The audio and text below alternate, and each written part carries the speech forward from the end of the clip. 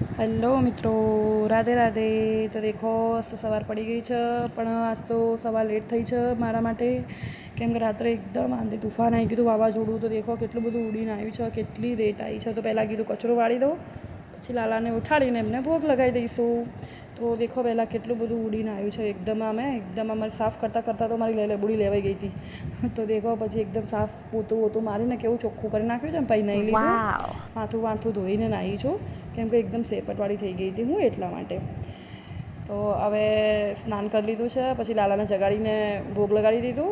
અને દેખો સાઈડમાં રોટલી વઘારી દીધી છે અને ચા મૂકી દીધી છે. તો દેખો તમારે બધાને ચા પીવી હોય તો આવી જજો. મારી ચા પાણી વગરની હોય છે, હું દૂધવાળી જ ચા બનાવું છું, કેમ કે અમને નહીં ભાવતી.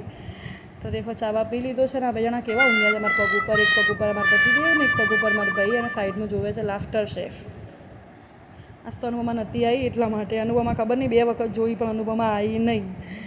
તો પછી હું બેસી ગઈ. પછી હવે પહેલાં નોકરી જશે મારા પતિદેવજી, અને આજ તો લાલાની હવે સેવા કરશું. આજ તો બહુ લેટ થઈ ગયું છે, એમને હવે સ્નાન કરાવીશું. તો લાલાને સ્નાન કરાવી દીધું છે. આજ તો એમને વસ્ત્ર પહેરાવી દીધા છે થોડા હેવી, કેમ કે થોડી ગરમી ઓછી હોય ત્યારે હું હેવી વસ્ત્ર પહેરાવું છું, નહીંતર હું એમને કોટનના જ પહેરાવું છું ગરમી હોય એટલા માટે. તો દેખો પછી એમને સ્નાન કરાવીને સેવા કરીને મેં કપડાં ધોઈ નાખ્યા છે. કપડાં ધોઈ નાખીને જલ્દીથી મેં ઘઉં કાઢ્યા અને ચાલી છું દળાવવા માટે. તો આજ તો દેખો પછી હું આવીને દળાઈને કોલિંગ કરવા બેસી ગઈ છું. તો દેખો કોલિંગ કરતાં પછી બહુ એ થઈ ગયું. કોલિંગ કરીને જમી લીધું છે, કામ વામ કરીને પછી અમે આડા પડ્યા છીએ. કૂલર ચાલુ કરીને હું આડું પડી છું, અને મારા જોડે દેખો અમારા પતિદેવજી બેઠા છે કૂલરની હવા ખાવા. મને કહે તું એકલી હવા ખાઈ ના ચાલે ને, આવી ગયો પછી મારા જોડે હવા ખાવા.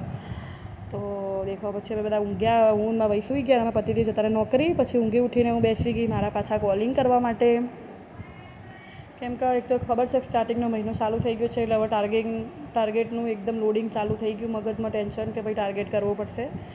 તો દેખો સાઈડમાં મારા ભાઈ જોવે છે ખતરા, જે મારો એક જમાનામાં ફેવરેટ હતું જ્યારે નવું આવ્યું ત્યારે. તો દેખો પછી સાઈડમાં કોલિંગ કરીને મેં રસોઈ કરી નાખી, ભાખરી કરી નાખી, સેવ ટમાટાની સબ્જી કરી નાખી, અને રસોઈ કરીને મેં મારા ભાઈ લાલાની આરતી કરી નાખી. દેખો મારા ભાઈ આરતી ઉતારી રહ્યો છે.